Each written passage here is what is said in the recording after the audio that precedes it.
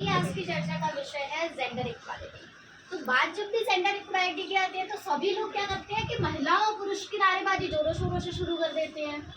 पर gender equality में सबसे बड़ा मुद्दा होमोसेक्सुअल और ट्रांसजेंडर्स का है। ये ऐसा वर्ग है जिसे हमारे साथ सामान्य जीवन जीने के लिए इतना विवश कर दिया जाता है कि हमारे साथ ये एक शायद सड़क पर चल भी नहीं सकते। जब भी हम इन्हें देखते हैं तो बड़े द्वेष की भावना के साथ, ईर्ष्या की भावना के साथ, बड़े ही एक खराब दृष्टिकोण से उन्हें देखा जाता है। पर ऐसा क्यों? जेंडर इक्वालिटी में हमें आजकल फॉर्म भरते समय 3 ऑप्शंस दिए जाते हैं, महिला, पुरुष और अन्य। ये अन्य मात्र एक विकल्प नहीं है, ये अन्य एक संपूर्ण व्यक्तित्व है और हमारा समाज का कर्तव्य है कि हम इस व्यक्तित्व को बड़े ही गर्व के साथ स्वीकारें।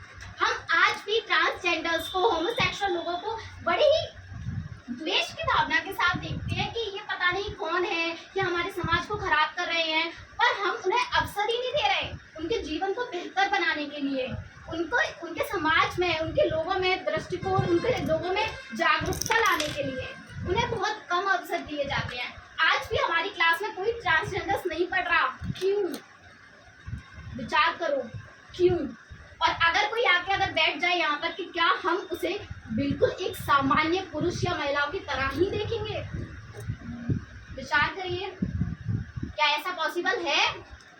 क्योंकि हम सब ने ऐसी मानसिकता ही बना ली है।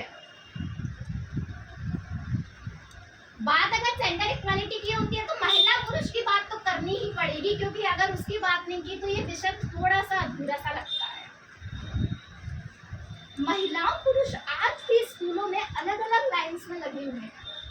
आज भी एक टेबल पे एक महिला और एक पुरुष नहीं बैठ रहे। क्यों?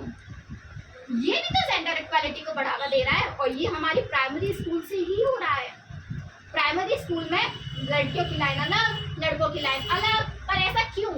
हम बचपन से ही उनके दिमाग में ये मानसिकता डेवलप करते जा रहे हैं कि हाँ, आप लड़की हो आप अलग रहो, आप लड़के हो आप अलग रहो। ऐसा क्यों? आज भी महिलाएं स्पोर्ट्स में पार्टिसिपेट ही नहीं करती। क्रिकेट था, कल वर्ल्ड कप था, यहाँ पर कितनी लड़कियों ने वर्ल्ड कप देखा कल? अच्छा चलो ठीक है, नहीं देख पाया, कोई कारण हो सकता है, लेकिन कितनी महिलाओं को 11 प्लेयर्स के नाम पता है जिन्होंने वर्ल्ड कप जीता? नहीं पता। इसका मतलब जो लोग हमारे देश के लिए वर्ल्ड कप लेकर आ रहे हैं, हमें उन लोगों का ही नहीं पता। लेकिन अगर मैं लड़कों से पूछूंगी तो बता देंगे। क्यों? क्योंकि ये भी एक मानसिकता है कि क्रिकेट तो सिर्फ लड़के ही देखते हैं।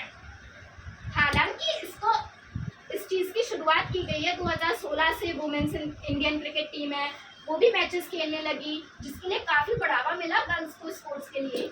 लेकिन स्टिल हम बहुत पीछे हैं उससे, मेंटालिटी। लेकिन अगर उनसे पूछो कि कौन सी डिश कैसे बनानी है, वो पूरी रेसिपी बता देंगी, क्योंकि ये मानसिकता अभी से इतनी पनप रही है, बचपन से ये बता दिया गया है कि नहीं, आपको ये सेक्टर है, आपका ये सेक्टर है, और जिसमें ट्रांसजेंडर्स और होमोसेक्सुअल्स लोग तो आ ही नहीं रहे।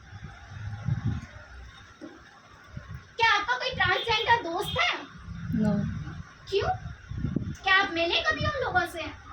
नहीं। क्यों? क्या आपके दिमाग में नहीं आया कि वो भी तो एक इंसान ही है? हम मनुष्य से ही दूरियां क्यों बना ली हैं?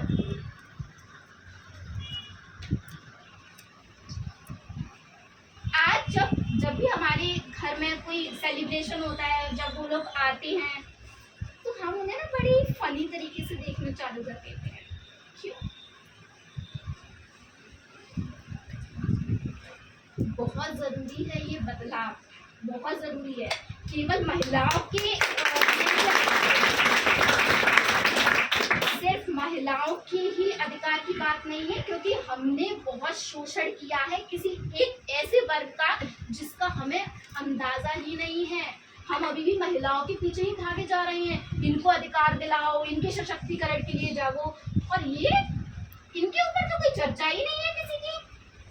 तो जेंडर इक्वालिटी मात्र महिलाओं और पुरुष का सवाल नहीं है, जेंडर इक्वालिटी उन लोगों का भी सवाल है जिन्हें इस वर्ग में काउंट ही नहीं किया जाता। तो उम्मीद करती हूँ आज के बाद मेरी बातें सुनकर आप पे कुछ असर हो और आप ट्रांसजेंडर जैसे लोगों को अच्छे दृष्टिकोण से देखें और उनकी तरफ पहल करें, एक दोस्ती की या जो भी आपको लोग मिलते हैं, और उनको जागरूक बनाएं।